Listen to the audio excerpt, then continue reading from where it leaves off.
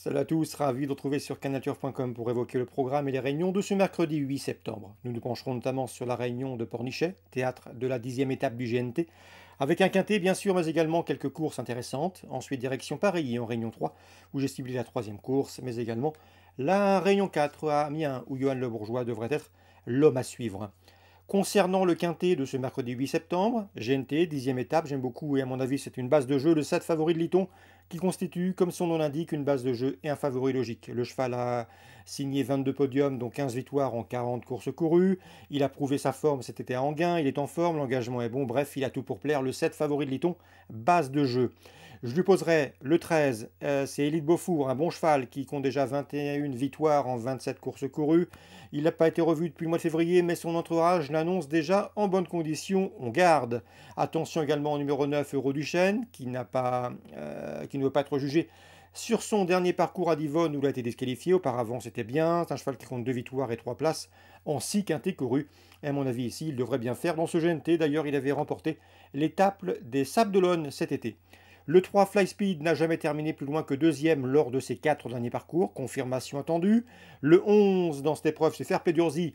Il vient d'effectuer une très bonne course de rentrée à Vincennes, troisième le 18 août dans un bon lot, confirmation attendue s'il ne se ressent pas du fameux syndrome de la deuxième course après une bonne rentrée.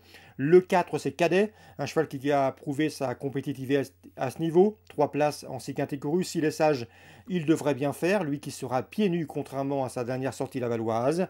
Le 15, c'est Fric Duchesne, un cheval régulier, il connaît bien le GNT, il s'est classé 5e au Croisé-la-Roche, et 4e à Laval et 6e ensuite au Sable d'Olonne. Il tentera de faire aussi bien ici et peut prendre une bonne allocation. Et le numéro 6 dans cette épreuve, c'est Festif Charmant, attention à lui, c'est vrai qu'il n'a pas gagné depuis le mois de janvier 2020, mais c'est un cheval qui vient de prouver sa forme, se classant 2e d'un quintet à Cabourg, on garde.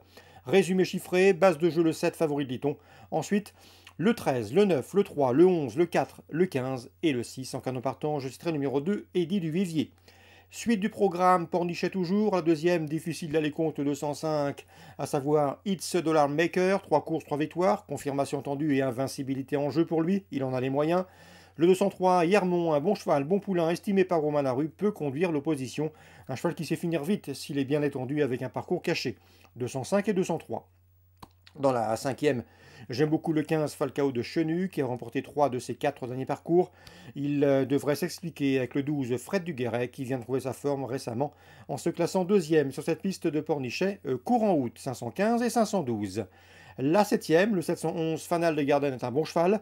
Laurent David nous l'a conseillé à diverses reprises au cours des derniers mois et le cheval lui a donné raison en faisant l'arrivée à diverses reprises.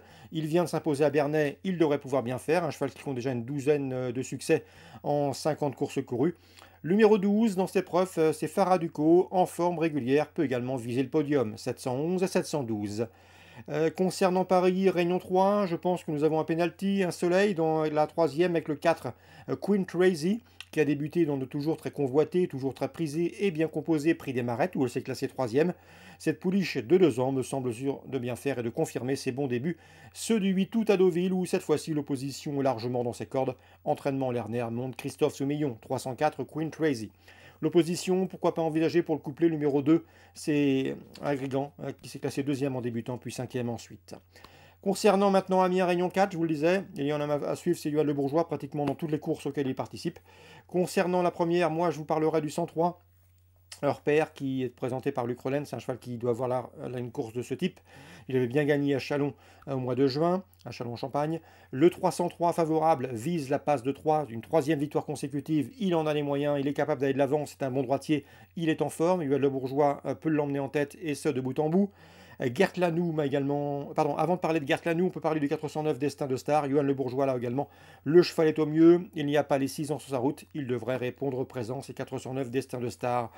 Concernant Gert Lanou, il m'a parlé en bien du 801 Énigme, qui a tout pour plaire, qui a remporté, qui a signé 4 succès lors de ses 5 dernières sorties publiques et qui est confirmé avec son driver amateur du jour, à savoir Pete Van Pollard, puisque ces deux-là, Énigme et Pete Van Pollard, ont gagné à Saint-Omer cette année, à Reims, au Croisé-la-Roche et plus récemment sur l'hippodrome d'Amiens. Bref, ici, c'est une lauréate en puissance, le 801 Énigme. Voilà pour les infos de ce mercredi 8 septembre. Bonjour à tous, rendez-vous demain pour une nouvelle émission.